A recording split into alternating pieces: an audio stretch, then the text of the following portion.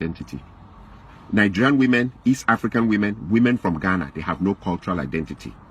And I'm going to explain to you what I mean. You see, I work in an industry which is information technology. In information technology, there is one country that really stands out when you talk about information technology, and it's India. Indians, for some weird reason, I don't know how they got into that thing in the historical, the cultural context. Everybody maybe went in for IT. The whole country made a powerful reference to IT, just like China made a huge push into industrialization that deals with tools. The idea of having the tools to make a car or make a shoe, heavy industrialization that they can use to serve the world. India went into this heavy thing about information technology. In my 12 years of working in information technology, everywhere I go, it's loaded with Indians. If the information technology, for example, if a place has maybe 20,000 workers, I'm talking about a huge place, in which maybe 10,000 of their workers are engineers, software engineers, computer engineers, so on and so forth. I can assure you that of the 10,000, 9,500 will be Indians. So what has been my exposure there? Indian women. They're the one, they're 4 feet, some of them little 4 feet, things, small things that are making dream money. They came direct from their village into the system and they're making 180,000, 190,000, 200,000 dream money. But there's a strange thing I notice about them. As they come to work, they're wearing their native wear. That thing that they tie and hang on their neck with that dot here. Another strange thing I've noticed about them is you will never, ever, for all my years, I stayed in the United States, I was born here. In all my years of staying here, you'll never hear the Indian women dragging their men to the American court system for divorce. It is our women that use the American court system to destroy our men. They bring the court in to help them destroy the men. You will never hear Indian women doing that thing. You will never hear women from China taking Chinese men into the American court system to destroy them with divorce. You will never hear women from Korea dragging their men in huge numbers into the American court system to destroy them.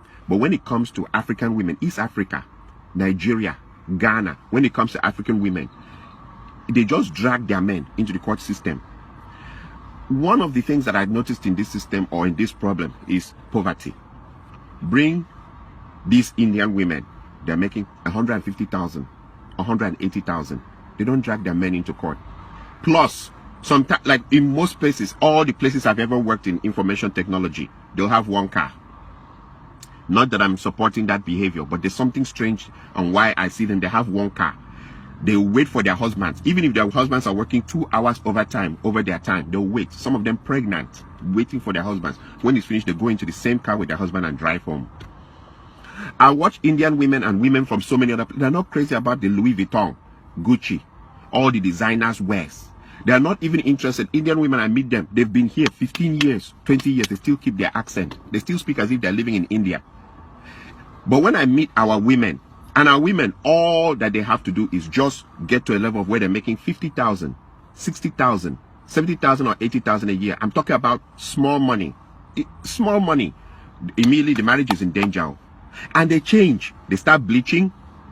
And they start talking, sure, yeah, sure. Yeah, I went, oh my God, I went to New York. And I'm like, even I who was born here, I don't speak like that. I look at others like the Chinese. They can't speak English very well. And their women may be driving very expensive cars that belong to their husbands. And I look at the Indian women who don't speak English very well, and they're not interested in changing their accent or their undertone. And they wear their native dress, that thing, and everything to work. I look at Korean women. I look at other women. They have this sense of cultural identity. African women do not have a sense of cultural identity whatsoever. Little money, and the marriage is over. One thing I've discovered, a common trend, once the women make, they go, nurse, 80,000 is all they need to make. And suddenly your marriage is in danger. They want to call the shots. They want to be the ones that control everything. And if you don't like it like that, they'll bring in the American courts to destroy your life, destroy everything around you. They will insult you, and I'm like, 80,000 is all that it takes for someone to change.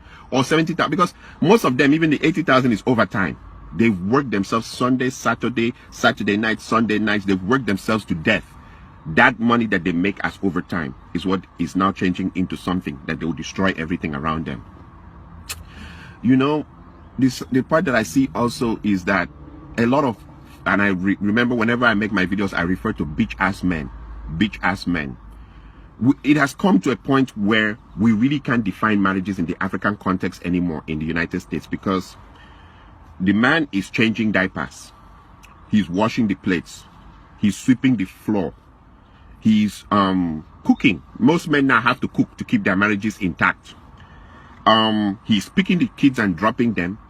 Like in what, like I've seen the experiences. I don't need to go far. I don't want to go to, you know, but the woman is shouting at them, where's the child's belt? Where's the child's socks? Where's the child's everything? And the women go around telling everybody, we are partners. There's nothing like head of the household. We are partners. Okay. So the men are doing everything in the women's role and also doing everything in their role, and they also keep their jobs. And that is supposed to be the perfect. If you don't do like that, they'll call American court on you.